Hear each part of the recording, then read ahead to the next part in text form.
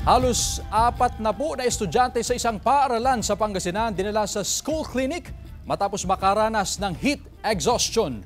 May live report si Jasmine Gabriel Galban. Jasmine?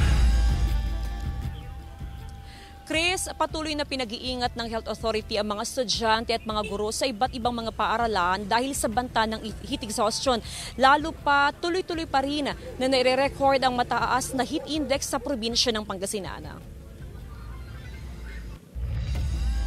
Sunod-sunod na dinala sa school clinic ang 37 mga estudyante ng Daniel Maramba National High School matapos makaranas ng pagsusuka, pagkahilo, panghihina at nose bleeding noong nakaraang linggo. Ayon sa school nurse, sintomas ng heat exhaustion ang naranasan ng mga estudyante. We provided a safe place. We put them in a lying position. Nag-administer po kami ng oxygen.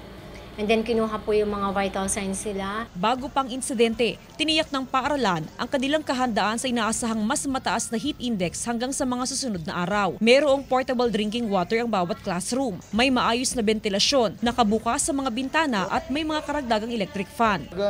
Hindi namin din inaasahan yun kasi in the morning, maganda pa yung lamig ng panahon, temperatura ng panahon. Pero suddenly, pagsapit ng 1 to 2, doon parang bumulusok yung heat index. Agad namang naglabas ng executive order ang lokal na pamahalaan ng Santa Barbara. Inatasan ng mga school head ng mga eskwelahan mula preschool hanggang high school na magkaroon ng face-to-face classes tuwing umaga habang gawing modular o blended learning pagsapit ng hapon. Sa ngayon, balik eskwela na at nasa mabuti ng kalagayan ng 37 estudyante sa paaralan. So from 10 a.m. to 3 p.m. ang pinakamataas po ang heat index at ito po yung pinapanawagan natin na dapat nasa loob lamang po tayo ng bahay, no?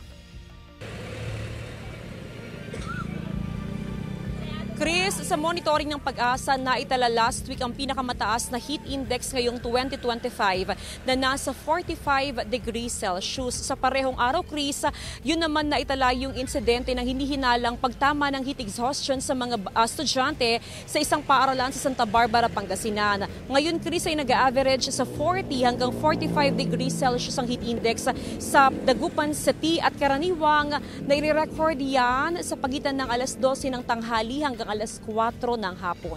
Chris? Maraming salamat, Jasmine Gabriel Galban.